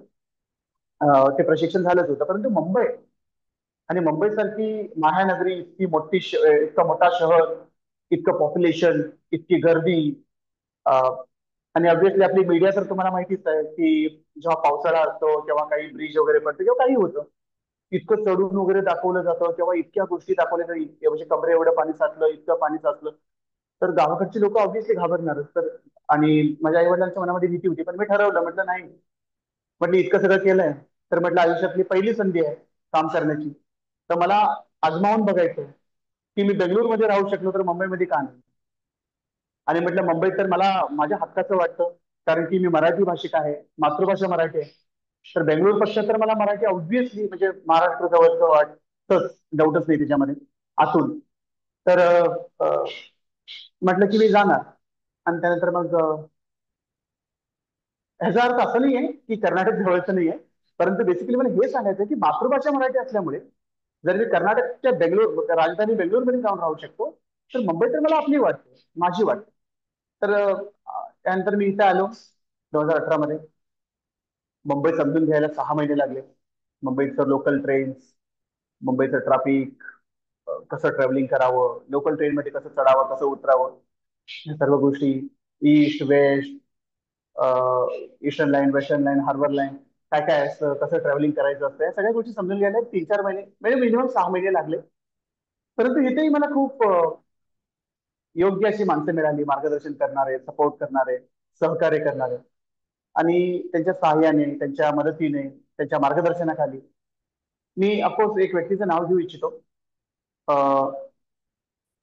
PM जॉन सर, जे चशायर होम्स इंडिया मुंबईचे चेअरमन आहेत. ते सध्या आता 95 वर्षाचे आहेत आणि अजूनही ते इतके ऍक्टिव्ह आहेत, इतके ऍक्टिव्ह आहेत की मला वाटतं ना, मी मुंबईला आल्यानंतर सगळ्यात जास्त कुणाकडे एनर्जी मला मिळाली असेल तर ती त्यांच्याकडनं मिळाली. 95 वयामध्येही ते ऍक्टिव्हली प्रत्येक गोष्टीमध्ये लक्ष घालतात, प्रत्येक गोष्टीमध्ये मार्गदर्शन करतात, प्रत्येक गोष्टी बारकाईने ऑब्झर्व करतात. असं नाही की मी त्यांना काहीतरी सांगितलं ते सोडून टाकले. ते वाचणार, ते समजून घेणार, ते ऐकणार. म्हणजे इतका एनर्जेटिक माणूस मी माझ्या आयुष्यामध्ये पहिल्यांदा पाहिला. ऑब्व्हियसली हे अशा प्रकारची जी लोक असतात ते गुरुवर्यच असतात. आणि देवाने आपल्या आयुष्यामध्ये कोणत्या तरी एक जन्माचं पुण्यही असेल की अशी थोर व्यक्ती आमच्या लाईफमध्ये, म्हणजे मी असं म्हणू शकेन की डॉक्टर APJ अब्दुल कलामांना मी वाचलो पण पाहू शकलो नाही. त्याच एनर्जीचा, त्याच जोशाचा आणि तसंच वर्कहॉलिक व्यक्ती माझ्या आयुष्यामध्ये मला पाहायला मिळाले, ते म्हणजे PM जॉन्सन. त्यांनी खूप गोष्टी मला शिकवल्या, खूप बारीक बारीक गोष्टी. त्यात आम्ही ह्या भाषणामध्ये किंवा ह्या मार्गदर्शनामध्ये तरी मेन्शन नाही करू शकत, परंतु कारण की मेन्शन का नाही करू शकत, कारण की वेळ इतका नाहीये. मला असं फील होतंय की मी तुमच्या सर्वांशी बोलतोय, परंतु ह्याच्यामध्ये प्रॉब्लेम हा आहे की समोरून मला उत्तर येत नाही, त्यामुळे मला वाटतं की एकटाच काहीतरी बोलतोय असं. सो नाही सर, आम्ही पूर्ण ऐकतोय, तुम्ही बोलत राहा. हो थँक्यू सर, सर. आम्ही पूर्ण लक्ष देऊन ऐकतोय आणि ऐकण्यामध्ये तल्लीन झालेलो आहोत. फक्त तुम्हाला तुमचा फ्लो बिघडू नये म्हणून मध्ये बोलत नाही होत, बाकी काहीच नाही. Yes yes, thank you thank you thank you. तर PM जॉन सरांच्याकडून अनेक गोष्टी शिकायला मिळाल्या. सगळ्यात मेन त्यांच्याकडे शिकायला मिळालं म्हणजे टाइम मॅनेजमेंट. ह्या इतक्या 95 वयामध्ये पण ते बरोबर 9 वाजता म्हणजे त्यांच्या ऑफिसला टच असतात. खूप गोष्टी आहेत त्यांच्याकडे शिकण्यासारख्या. टाइम मॅनेजमेंट आहे, फायनान्शियल मॅनेजमेंट आहे, किंवा ते मला एकदा बोलता बोलता एक गोष्ट सांगितले होते, सहज बोलता बोलता काय विचारलं नव्हतं. ते मला बोलले होते की आकाश, एखादी गोष्ट हाती घेतलास तर ती पूर्णत्वात नेल्याशिवाय जर तू मध्ये सोडलास तर तू अयशस्वी आणि अपूर्ण माणूस आहे जीवनामध्ये, कोणतीही गोष्ट. ती गोष्ट मला खूप म्हणजे खूप बाहुली म्हणाला. आणि तिथून मी प्रत्येक गोष्ट, आणि ते मला हे पण बोलले होते, इतके कमिटमेंट दे जे तू पूर्ण करू शकते. म्हणजे असे कमिटमेंट नको देऊ, हवेमध्ये गुन्हे नाही मारायचे आपल्याला, की तू काय करू शकशील, किती करू शकशील, तुझं सामर्थ्य किती आहे तेवढेच तू कमिटमेंट दे. सुरुवातीला जेव्हा मला कॉल आला सरांचा, तेव्हा मी विचार करत होतो की यार, म्हटलं मी 5 वाजता ऑफिसमधून निघणार, 7, 7:30ला पोहोचणार. आणि म्हटलं मग 7, 7:30ला पोहोचल्यानंतर मी 8 वाजता जॉईन होऊ शकेन, हो बोलू की नको? पण नंतर म्हटलं नाही, होऊ शकेल, करू आपण. आणि आज नशिबानेही साथ दिली की ट्रेन वगैरे लेट नाही झाले. सो एनिवे, चशायर होम्स मध्ये काम करत असताना दिव्यांगांच्या न्याय हक्कांकरिता अनेक इश्यूज आम्ही हाती घेतले. आमचा एक 35 ते 40 लोकांचा व्हॉलेंटरी ग्रुप तयार होता, सर्व प्रकारच्या दिव्यांगांचा. महिन्यात एकदा चशायर होमच्या प्रेमाइसेस मध्ये आमची मीटिंग व्हायची. दिव्यांगांच्या आयुष्याशी निगडीत विविध समस्यांवरती आम्ही चर्चा करायचो आणि त्या समस्या सोडवण्यासाठी काय करावं लागेल, कोणते कोणती पावलं उचलावी लागतील, कोणत्या अधिकाऱ्यांना भेटावं लागेल, कोणत्या अधिकाऱ्यांसोबत पत्रव्यवहार करावे लागतील, अशा प्रकारचे सर्व चर्चा व्हायची. आणि त्याच्यावरती मग आम्ही एक ऍक्शन प्लॅन तयार करून त्याच्यावरती आम्ही कार्य करायचो. मग काम असं असायचं ते की समजा की आम्ही कोणते कोणते इश्यूज घेतले मी ना पुढे सांगेन, पण एखादा इश्यू घेतला तर आम्ही ते इश्यूज 3 पार्ट मध्ये डिवाइड करायचो. स्वतःलाही एक अनालाइज आपण करू शकतो ना, की एक अनालाइज करण्याची कॅपॅसिटी असते की बाबा हा इश्यू किती छोटा आहे, किती मोठा आहे, 6 महिन्यात सुटेल की 6 वर्ष लागतील, की 2 महिन्यात सुटेल. तर short term issues, mid term issues आणि लॉंग टर्म इश्यूज, असं 3 पार्ट मध्ये आम्ही इश्यूज डिवाइड करून काम करायचो. मग त्याच्यामध्ये सगळ्यात मेन मोठा इश्यू आम्ही घेतला होता की अपंग कायदा 2016, rights of persons with disability 2016, हे जे महाराष्ट्र सरकारने रूल्स पब्लिश केले नव्हते. जोपर्यंत रूल्स पब्लिश होत नाही तोपर्यंत ऍक्ट इम्प्लिमेंट होत नाही, कायदा अंमलबजावणी होऊ शकत नाही, जोपर्यंत कायदा त्याचा म्हणजे त्याची जे नियमावली आहे ती जोपर्यंत जाहीर होऊ शकत. आणि आम्हाला माहिती होतं हे 1-2 महिन्यामध्ये होणारी गोष्ट नाही, हे लॉंग टर्म इश्यू आहे. पण शॉर्ट टर्म इश्यूज काय होते आमच्यासाठी, की शॉर्ट टर्म इश्यूज हे होते की लोकल ट्रेन मधले जे म्हणजे प्लॅटफॉर्मवरती बीपर साऊंड, ब्लाइंड लोकांना अपंगाचा डब्बा कुठे येतो हे ओळखण्यासाठी बीप बसवलं पाहिजे. आज मुंबई आणि उपनगरामधल्या प्रत्येक लोकल ट्रेनच्या प्लॅटफॉर्मवरती तुम्हाला बीपचा साऊंड ऐकायला येईल. त्या बीपच्या साऊंडने ब्लाइंड व्यक्ती ओळखू शकतो की बाबा ही गोष्ट म्हणजे दिव्यांगाचा डब्बा कुठे येतो.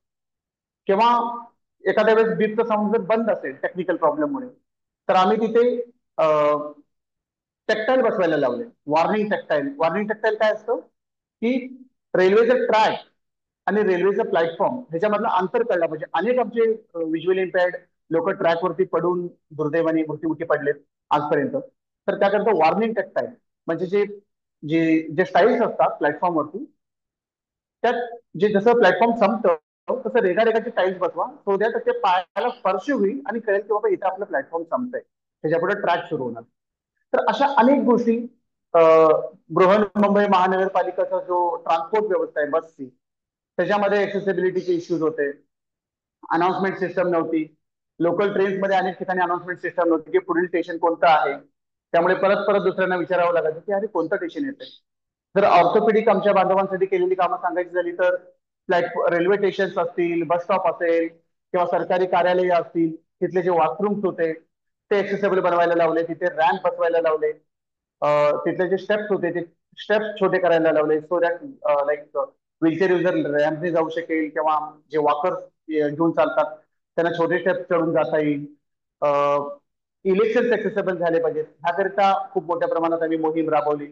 आणि इलेक्शन मध्ये आज दिव्यांग व्यक्तींना एक स्पेशल लाईन मध्ये उभं केलं जातं, त्यांना पिकअप ड्रॉपची फॅसिलिटी दिली जाते, म्हणजे घरापासून त्यांना रिसिव्ह केलं जातं, पुन्हा घरापाशी सोडलं जातं. जे अंध मतदार आहेत त्यांना ब्रेन मध्ये पूर्ण स्क्रिप्ट दिली जाते की तुमचे उमेदवार कोण आहेत, त्यांचा नंबर किती आहे, त्यांचं चिन्ह काय आहे, त्यांचा पक्ष कोणता आहे. ड्रिंकिंग वॉटरची फॅसिलिटी केली जाते. जे ऑर्थोपेडिक मतदार आहेत त्यांच्याकरिता बसण्याची व्यवस्था तिथे केली जाते. ह्या सर्व गोष्टीकरिता खूप एडोकसी करावी लागली, लढा द्यावा लागला शासकीय स्तरावरती. अशा अनेक गोष्टी होत्या.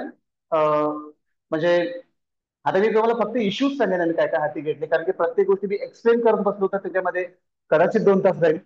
तर पब्लिक ट्रान्सपोर्ट ऍक्सेसिबिलिटी म्हणजे जे वाहतुकीचे आपले साधन होते, लोकल ट्रेन्स असतील किंवा बीएसटी बस असेल किंवा जी आपली महाराष्ट्र परिवहन मंडळाची एसटी आहे, तर त्याच्यामध्ये दिव्यांगांसाठी राखीव जी सीट होती त्याच्यामध्ये तो दिव्यांग व्यक्ती त्या स्टॉपला आला तरच त्याला मिळणार, अदरवाईज नाही मिळणार. जो मध्ये चढला तर नाही मिळणार, बसलेल्या व्यक्तीला उठवू शकत नाही. तर ह्याच वर्षी आम्ही त्याचा GR काढायला लावला की बाबा तो व्यक्ती कुठेही चढो, ती सीट रिझर्वच असली पाहिजे, तो एंड टू एंड. म्हणजे कोल्हापूरवरून मुंबईला जरी बस येणार असेल तर ती सीट रिझर्वच असली पाहिजे. आणि जर तिथं कोण बसला असेल तर त्याला उभं करून तिथं दिव्यांगाला बसवलं पाहिजे. हा GR ह्या वर्षी निघाला.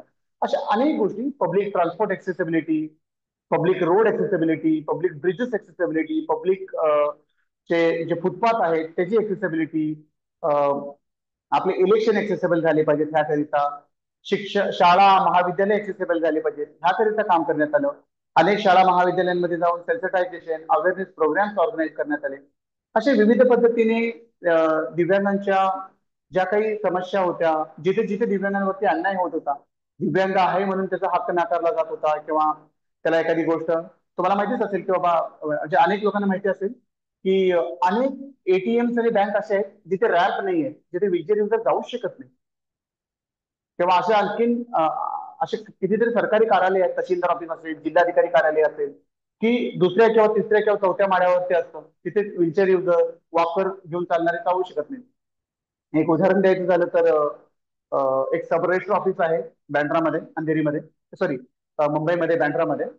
तर तिथे काहीतरी सब रजिस्टर ऑफिस मध्ये एक आमची ऑर्थोपेडिक माझी भगिनी आहे, खूप चांगली सहकारी आहे ती, मला सामाजिक क्षेत्रामध्ये खूप चांगल्या पद्धतीने मदत करते.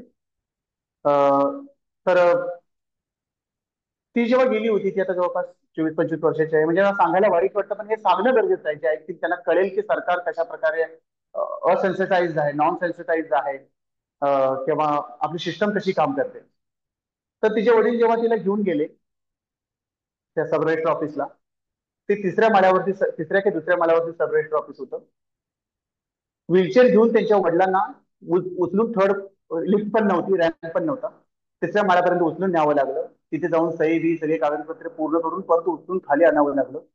24-25 वर्षाच्या मुलगीला एक 60-55 वर्षाचे वडील व्हीलचेअर सकट उचलून खाली आणतात, 3 माळे किंवा 2 माळे वाटेवरचे असेल ते असेल, आणि पुन्हा वर नेऊन जातात आणि खाली आणतात. ही खूप दुर्दैवाची गोष्ट होती. त्यानंतर आम्हाला लक्षात आलं की यार ह्याच्यावरती काहीतरी केलं पाहिजे. आणि त्यानंतर मग आम्ही, ह्याचं अजून ऑफिशियल नोटीस नाही निघायला, पण निघेल ते कदाचित, अनेक मुंबईमधल्या जे सरकारी कार्यालय आहेत तिथे आम्ही पत्र दिली आणि सांगितलं की असा कोणताही दिव्यांग व्यक्ती जर आला आणि खाली तुम्हाला कळलं तर तुम्ही स्वतः, तुमचा जो कोणी अधिकारी असेल, कितीही मोठा किंवा छोटा, खाली जाऊन त्याला अटेंड करेल आणि त्याच्या डॉक्युमेंटवरती सही देईल आणि त्याचं काम करून देईल.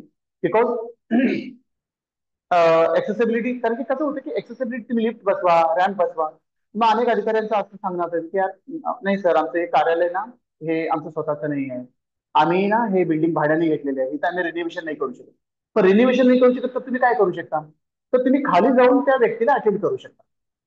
तर अशा अनेक गोष्टी वरती काम आम्ही खूप यशस्वीरित्या केलो. मी जेव्हा समन्वयक म्हणून होतो 2018 ते 2022 डिसेंबर, मी यंग व्हॉइसेस ग्रुपचा समन्वयक म्हणून कार्य करण्याची मला संधी मिळाली. माझे सर्व दिव्यांग बांधव, सहकारी, बंधू भगिनी त्यांच्याकडनं खूप चांगलं सकारात्मक असं सहकार्य, सपोर्ट मला पावलं पावली मिळत गेलं, आणि त्यामुळे मी एवढं सगळं काही करू शकलो. आणि त्यानंतर मग आता सध्या मी Victoria Memorial School for the Blind ह्या शाळेच्या अंतर्गत चालणारं IWAY, EYEWAY, IWAY help desk, हे नॅशनल हेल्प डेस्क आहे दृष्टीहीन व्यक्तींकरिता मार्गदर्शन, काउन्सिलिंग, लीगल ऍडवाइस आणि इतर सपोर्ट प्रोव्हाइड करण्यासाठी. IWAY हेल्प डेस्कचा टोल फ्री नंबर आहे 18005320 पुन्हा एकदा सांगतोय, national IWAY help desk toll free क्रमांक 18005320 469. ह्या नंबरवरती कॉल करून जर आपण महाराष्ट्र, गोवा किंवा गुजरातचे असाल तर 1 दाबू शकता, इतर राज्यातला असाल तर 2 दाबू शकता. तुम्हाला दृष्टीबाधित व्यक्तींच्या आयुष्याशी निगडीत कोणत्याही प्रकारची माहिती, मार्गदर्शन, सपोर्ट, गायडन्स, काउन्सिलिंग हवा असेल, लिगल सपोर्ट हवा असेल, सरकारी GR हवे असतील, किंवा तुमच्या न्याय हक्कांवरती जर गदा येत असेल, तुमचं न्याय हक्क डिनाय केलं जात असेल तर ते मिळवून देण्याकरिता आम्ही काम करतोय. सो हा एक छोटासा माझा आयुष्याचा प्रवास होता. ऍक्च्युली मी इथे येताना विचार करत होतो की मी इथे येऊन काय बोलू. 135 जण जे अनेक क्षेत्रांमध्ये मौल्यवान योगदान दिलेले असे अनुभवी व्यक्ती इथे येऊन मार्गदर्शन केलेले आहेत. खास करून जसे मी माझे मार्गदर्शक बोललो की आनंद मोरे सर, तर असे व्यक्तींसमोर म्हटलं की ही जर लोक ऑनलाईन असतील तर मला बोलणं अवघड होईल. ते तर आहेत की नाही मला माहित नाही, आता कळेल संपल्यानंतर. तर ऑब्व्हियसली खूप आनंद वाटला, खूप छान वाटलं ह्या वेबिनार मध्ये पार्टिसिपेट होऊन. आणि ही माझ्यासाठी एक खूप अविस्मरणीय असा क्षण आहे, सदैव आठवणीत राहील असा क्षण आहे. आणि मी खूप एन्जॉय केलो हे इंटरॅक्शन. थँक्यू सो मच पुन्हा एकदा मला इथं आमंत्रित केल्याबद्दल. Thanks a lot. धन्यवाद आकाशजी. तुमचा प्रवास खूपच प्रेरणादायी आहे. आणि जसं स्वामी विवेकानंदांचं तुम्ही उदाहरण दिलं की जो दुसऱ्यासाठी जगतो तोच खरा जिवंत आहे, बाकी मेल्यासारखेच आहे. तर तसं तुम्ही स्वतःच्या आयुष्यात जगत आहात. तर सर, या संपूर्ण प्रवासात माझ्या मनात दोन चार प्रश्न खूप केव्हापासून आहेत की अगदी बालपणापासून आतापर्यंत तुमच्या संपूर्ण प्रवासात तुम्हाला सर्वोच्च आनंदाचा क्षण कुठला आहे तुमच्या जीवनातला? सर्वोच्च आनंदाचा क्षण तसे छोटे मोठे खूप ऑफकोर्स प्रत्येकाच्या लाईफमध्ये असतात की 10वी मध्ये जेव्हा 87.5% मिळाले तेव्हा आनंद झाला. बाहेरून परीक्षा देऊन 12वी मध्ये 70% मिळाले तेव्हाही आनंद झाला. परंतु अण्णा हजारे भेटले, मेघाताई भेटल्या किंवा प्रकाश बाबा मंदाताई आमटे भेटल्या तेव्हाही आनंद झाला. पण ह्या सर्वांपेक्षा जास्त आनंद जेव्हा मला पहिल्यांदा मी चषायरोमध्ये जॉबला लागलो आणि माझ्या आईला बोललो की आई आजपासून तू कामाला नाही जायचं कुठे शेतामध्ये वगैरे, की आजपासून मी आजपर्यंत तू माझ्यासाठी खूप कष्ट केली, खूप राबली, खूप सपोर्ट केली. जसं मी तुम्हाला बोललोही होतो की मी 11वीत असताना माझी आई 3:30ला स्वतः उठायची, मला उठवायची आणि डबा बनवून 6 किलोमीटर, म्हणजे मला सोडायला 3 किलोमीटर आणि परत 3 किलोमीटर असं रोज सकाळी ती ट्रॅव्हल करायची सकाळी एकटी. तर मी तिला बोललो की म्हटलं आई आता आजपासून तू कामाला नाही जायचं. त्यावेळेस आईच्या डोळ्यात एक आनंद अश्रू आले होते आणि तो सर्वात महत्वाचा किंवा आनंदी क्षण मी स्वतःला मानतो. अ, अजून तसं खूप काही करायचं आहे आयुष्यामध्ये. अजून असं काही मोठं अचीव केलेलं नाही. समाजासाठी पण खूप करायचं आहे, आई वडिलांसाठी पण खूप करायचं आहे. परंतु तो आजपर्यंत एक आनंदी क्षण होता माझ्यासाठी. सर, याच्या अगदी विरुद्ध, what is painful moment in your life, की खूप वेदनादायी, की तो कधी विसरू शकत नाही? अं, नाही, मी असं कधी विचार नाही केला ऍक्च्युली. आहेत, खूप आहेत. पण सगळ्यात पेनफुल मोमेंट असं मला कोणतं नाही वाटत. बिकॉज सगळे जे मोमेंट असतात ना, त्या त्या क्षणी ते पेनफुलच असतात. त्या त्या क्षणी ते दुःखच देऊन जातात. पण सगळ्यात पेनफुल मोमेंट असं मी आजपर्यंत कधी विचार नाही केला.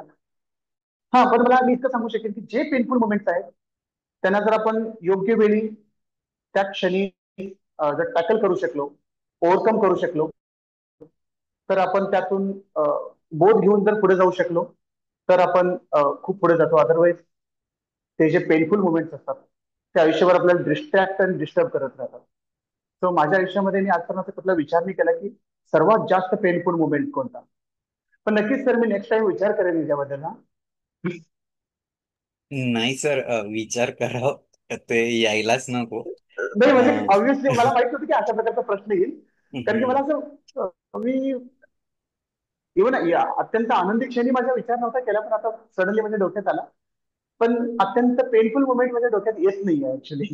नाही, तो यायला पण नको कधीच. कदाचित अं, खूप असतील म्हणून येत नसेल. हा. सर, हे सगळं जसं तुम्ही सांगितलं की तुम्हाला सर्वात आधी जर कोणी मार्ग दाखवला असेल तुमचे कॉलेजचे प्रोफेसर रवी सर, तर तसं या संपूर्ण म्हणजे तुमचं जे अगदी कॉलेजला असल्यापासून एनजीओ ची सुरुवात केली आणि आतापर्यंत तुम्ही इतरांसाठी लढा देताय, जसं तुम्ही यंग व्हॉइस मध्ये की you have to become a हो. व्हॉइस ऑफ व्हॉइसलेस, की यूथ. ज्यांना डिसेबल यूथ. खरंच या. गरज आहे त्यांच्यासाठी आवाज बनलात. तर सर, या संपूर्ण प्रवासात तुम्ही हे जे सगळं एनर्जी, मोटिवेशन, तुम्ही अजून एक उदाहरण सांगितलं जॉन सरांचं, की ही इज 95 इयर्स ओल्ड आणि त्यांच्याकडून पण हो. तुम्हाला खूप प्रेरणा मिळते. तर हे सगळं तुम्हाला मिळालेली प्रेरणा, एनर्जी, हे सगळं मेंटेन कसं ठेवतात? आणि आत्ताही म्हणजे तुम्ही जे सांगितलं, अगदी दिवसभर ऑफिसला काम करून प्रवास करून आता आला 1.5-2 तास. मी जेव्हा तुम्हाला फोन केला 5:15 तुम्ही ट्रेन मध्येच होतात येस आणि सर, राईट. 7:30 आलात तेव्हापासून याची तयारी करताय. तर what is the secret behind this energy in you? Sir, जेव्हा माणूस आपल्या आवडीचं काम करतो, जेव्हा म्हणजे आई वडील सांगतायत किंवा कोणतरी जबरदस्ती तुम्हाला करवायला लागतं ना, म्हणजे करायला लावतात, त्यावेळेस तुमच्यामध्ये एनर्जी डाऊन होते किंवा वीक होते. पण जेव्हा तुमच्या आवडीचं काम असतं, जेव्हा तुम्हाला समाजसेवा तुम्हाला लहानपणापासूनच आवडते, तुम्ही लहानपणापासूनच जर स्वामी विवेकानंद, छत्रपती शिवाजी महाराज, गौतम बुद्ध यांना ऐकत आलाय, वाचत आलाय, म्हणजे यांच्याबद्दल ऐकत आलाय, तर ह्या गोष्टी प्रेरणा. आणि सर, आणखीन एक गोष्ट, प्रत्येकाच्या आयुष्यामध्ये प्रेरणादायी व्यक्ती, मोटिवेशनल व्यक्ती किंवा मार्ग दाखवणारे व्यक्ती असतात. म्हणजे मध्यंतरी मी एकदा आदरणीय राजसाहेब ठाकरे यांचं भाषण ऐकत होतो, तर ते बोलत होते की संस्कार देत नसतात, संस्कार घडत असतात, ते आपल्याला वेचायचे असतात. तसेच प्रेरणा, इन्स्पिरेशन हे कोण देत नसतं सर, ते आपल्याला घ्यावं लागतं. तर तुम्ही मला बोलताय, तर तुम्ही जे बोलताय त्यातून मी प्रेरणा घ्यावं, म्हणजे पॉझिटिव्ह घ्यावं, निगेटिव्ह घ्यावं, माझ्या हातात आहे. तर ते वेचता आलं पाहिजे आपल्याला. आणि तुम्ही बोलात की बॅलन्स कसं करतो, तर ऑफकोर्स मेडिटेशन एक खूप इम्पॉर्टंट पार्ट आहे.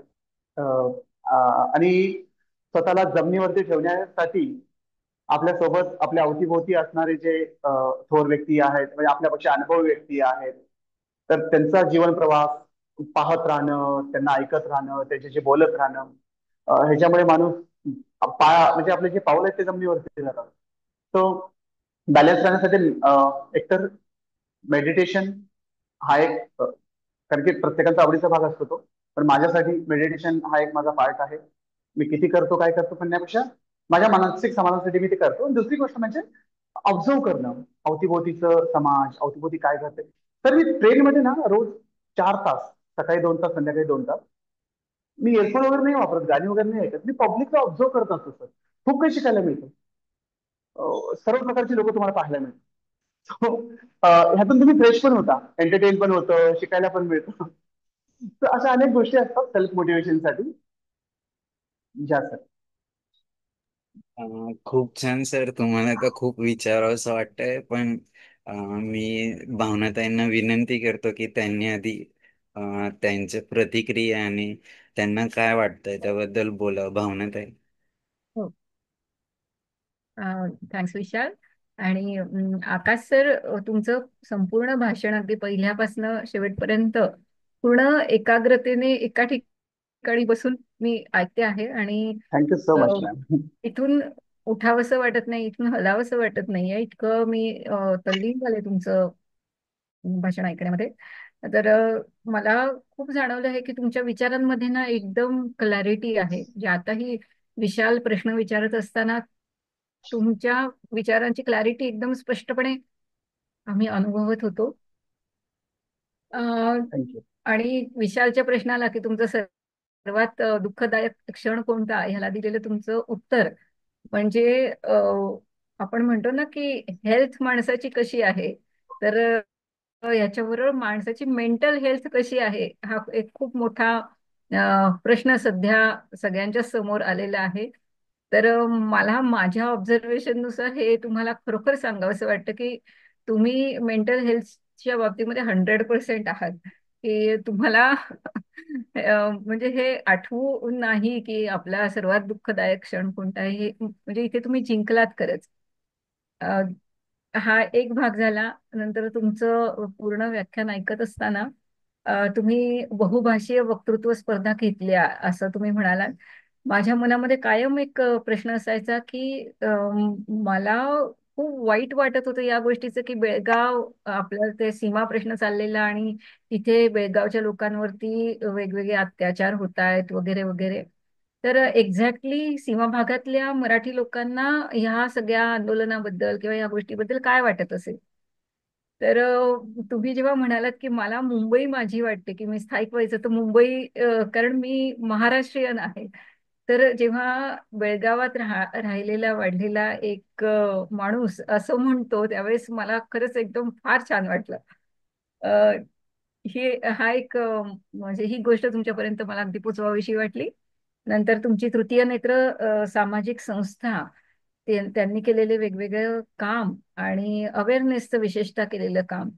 कारण म्हणजे मी सुद्धा एक अपंग व्यक्ती असल्यामुळे मला ही गोष्ट खूप जाणवते की लोकांना आपल्याबद्दल माहितीच नसतं. किंबहुना ते माहीत करून घेणं त्यांना गरजेचं पण वाटत नाही. राईट. आणि ते कित्येकदा बघण्याचा दृष्टिकोन असा असतो की आपण म्हणजे ठीक आहे, म्हणजे दुर्लक्षितच घटक आहोत. तुम्ही हा विचार फार महत्वाचा मांडला की म्हणजे जसं सामान्य लिपीमध्ये लिहिलेलं मी वाचू शकत नाही, तसं ब्रेल लिपीमध्ये लिहिलेलं तुम्ही पण वाचू शकत नाही आहात. म्हणजे याच्यामध्ये कुठेतरी अशी उतरंड असण्याचं किंवा तुम्ही वरच्या दर्जाचे आणि मी खालच्या दर्जाचा असं असण्याचा प्रश्न असत नाही. हा जो तुमचा विचार होता हा खूप महत्वाचा विचार होता. अपंगांचं स्वत्व जपणारा विचार होता. आणि हा विचार प्रत्येक अपंगाने मनात ठेवून समाजामध्ये वावरताना म्हणजे आपल्याला मदत घ्यावी लागते, मान्य आहे. पण ती मदत घेत असताना सुद्धा आपलं जे स्वत्व जपायला पाहिजे त्यापैकीचा एक विचार तुम्ही दिला. नंतर अजून एक माझ्या ज्ञानात पडलेली भर ही अशी की मला आतापर्यंत पोलिओमुळे हातावरती पायावरती परिणाम होतात एवढंच मला माहिती होतं. ऑप्टिक नर्व्हज वरती परिणाम होऊन अंधत्व येऊ शकतं हे मला आजच्या तुमच्या बोलण्यातून कळलं. अम, नंतर अजून अ, तुम्ही जे शिक्षणासाठी प्रयत्न केले आणि त्यामध्ये तुम्ही तुमच्या आईचा उल्लेख केला की 3 किलोमीटर तुम्हाला सोडायला येणं आणि परत 3 किलोमीटर घरी जाणं आणि दरम्यानच्या काळात सुद्धा तुम्ही बसने प्रवास करून परत उतरून परत चालत जाणं, हा इतका सगळा मोठा अ, प्रवासाचा भाग तुम्हाला तुमच्या शिक्षणासाठी करावा लागला. तर हे ऐकून पण खरंच हे वाटलं की अ, का नाही ना की आपल्या दाराशी ते शिक्षण येऊन थांबणं हे किती गरजेचं आहे. इतका मोठा त्याच्यासाठी खटाटोप करावा लागणं हे ठीक वाटलं नाही. नंतर तुम्ही रवी सरांचा केलेला उल्लेख खूप काही सांगून गेला, तुमची शिक्षकांविषयी असलेली कृतज्ञता. नंतर PM जॉन सरांच्या बद्दल तुम्ही बोललात. आणि विवेकानंदांचे विचार ऐकत जी व्यक्ती मोठी झाली ती व्यक्ती अशीच तुमच्यासारखीच असायला हवी, हे पण मनातून वाटून गेलं.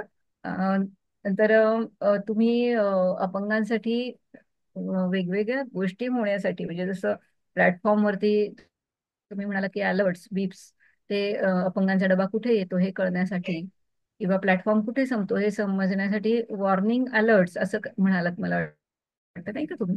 तर Yes, ma'am. हा हा तर ह्या सगळ्या गोष्टी आणि विशेषतः फक्त व्हिज्युअली इम्पेअर्ड साठीच नाही तर ऑर्थोपेडिकली चॅलेंज लोकांसाठी सुद्धा तुम्ही काम केलं.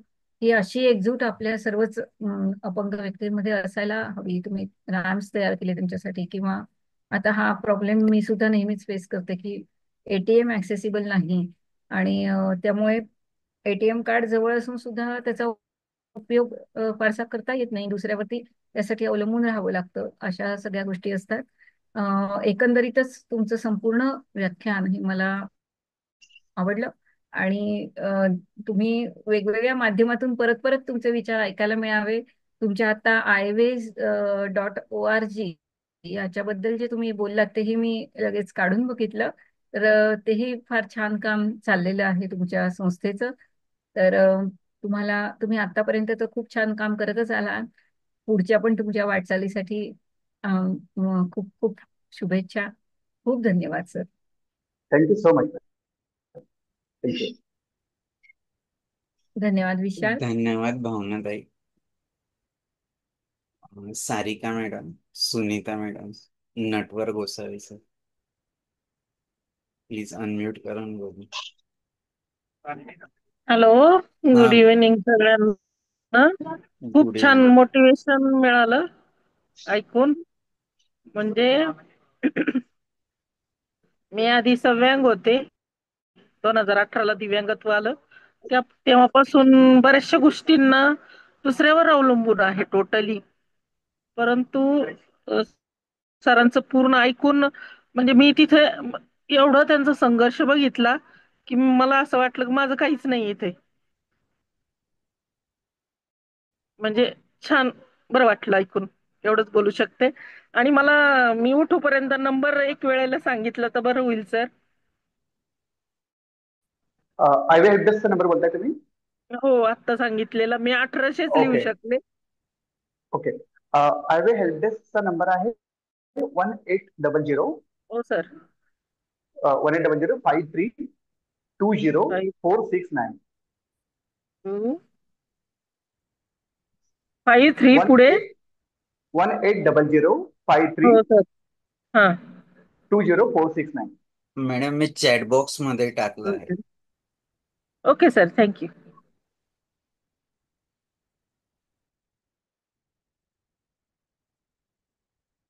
Sarika madam, Natwar Gosavi sir. Sir नमस्कार. ऍक्च्युली मी पूर्ण सेशन नाही बघू शकलो ड्यू टू ट्रॅव्हलिंग. पण शॉर्ट मध्ये जेवढं सरांबद्दल पवना मॅडम यांनी व्यक्त करून सांगितलं त्या दरम्यान खूप छान कल्पना आणि त्यांच्या कामाबद्दल. मला पण माझ्याकडनं पण त्यांच्या पुढील वाटचालीसाठी खूप खूप शुभेच्छा. आणि मी नक्की रेकॉर्डेबल सरांचं जे तुमच्या प्लॅटफॉर्मवरून जे अवेलेबल असेल तो नक्की व्हिडिओ बघेल मी सरांचा पूर्ण. थँक्यू. धन्यवाद. धन्यवाद नटवर गोसावी सर. सारिका मॅडम. नमस्कार सर. निंबाळकर सर, नमस्कार. नमस्ते मॅडम, बोला. येतोय आवाज तुमचा? हो हो, येतोय. हो. खूप छान सर. सर्वांनी व्यक्त केल्याच आहे प्रतिक्रिया, माझ्याही तशाच आहेत. फक्त तुम्हाला पुढच्या वाटचालीसाठी खूप खूप शुभेच्छा sir. Thank you so much. Thank you sir.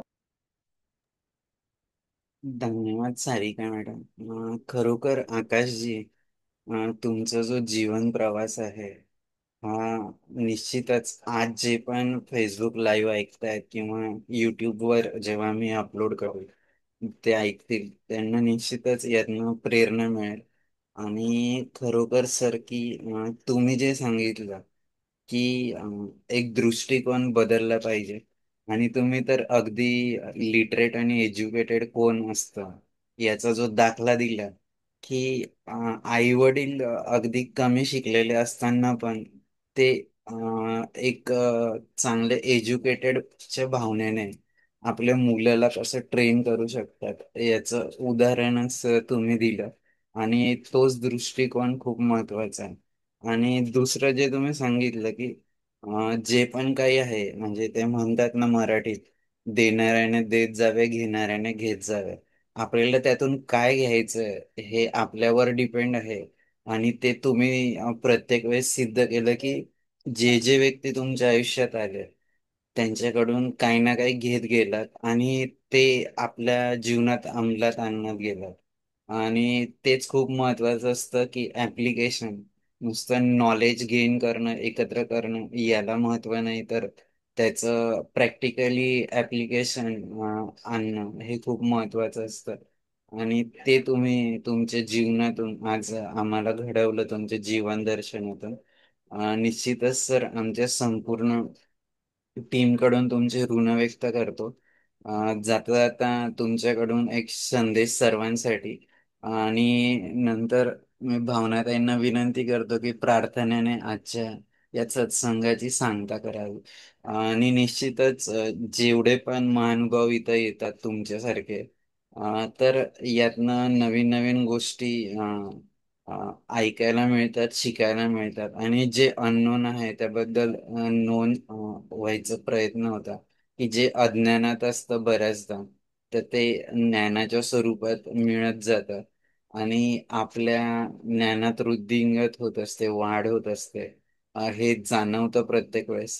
तर सर पुनश्च एकदा तुमचे ऋण व्यक्त करतो. आपण पुढेही संवादात राहूया. आणि तुम्ही ज्या व्हिक्टोरिया मेमोरियल संस्थेबद्दल उल्लेख केला, ही एक 150 वर्ष जुनी संस्थेत तुम्ही काम करतायत आणि तेही अगदी यशस्वीरित्या त्या संस्थेसाठी देऊन त्यांचं काम पुढे नेत आहेत. तर तुमच्या भावी जीवनासाठी खूप खूप शुभेच्छा. जाता जाता सर्वांसाठी एक छोटासा संदेश द्यावा. त्यानंतर मी भावनाताईंना विनंती करतो की त्यांनी प्रार्थनेने आजच्या या सत्संगाची सांगता करावी. आकाशजी. अं, जर विचार द्यायचा असेल तर मी हेच बोलेन की प्रत्येक व्यक्ती हा स्वतःमध्ये काही ना काही कलागुण घेऊन आलेला आहे. स्वतःला ओळखलं पाहिजे, स्वतःला ओळखा, स्वतःचं सामर्थ्य ओळखा आणि स्वतःच्या आवडीच्या क्षेत्रामध्ये जा, जेणेकरून तुम्ही मन लावून तिथे काम करू शकाल. सगळ्यात महत्वाचं की विनम्र राहा. जिथून जिथून जे जे घेता येईल, जिथे जिथून जे जे शिकता येईल, ज्या ज्या सकारात्मक गोष्टी स्वतःच्या आयुष्यामध्ये घेता येतील, अंमलबजावणी करता येईल स्वतःच्या आयुष्यामध्ये, ते घेत राहा. प्रत्येक वेळेस आपल्याला प्रेरणा देण्यासाठी किंवा प्रोत्साहन देण्यासाठी, मोटिवेट करण्यासाठी कोणी येत नसतं. हे माझ्या गुरुंनीच मला सांगितलेलं वाक्य की आपण स्वतः सेल्फ मोटिवेटेड राहिलो पाहिजे आणि स्पर्धा स्वतःची असली पाहिजे, दुनियेशी नाही. काल मी काय होतो, आज मी काय आहे, उद्या मी काय बनलो पाहिजे, उद्या मला कुठे पोहोचायचं आहे. हा जर सकारात्मक स्वतःबद्दलच स्वतःची स्पर्धा असेल तर आपण नक्कीच एक आरोग्यदायी सकारात्मक आयुष्य जगू शकू.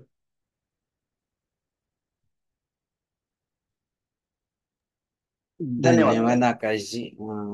मी भावनाताईंना विनंती करतो की प्रार्थनेने आजच्या सत्संगाची सांगता करावी. ताई, अनम्यूट करा. अनम्यूट.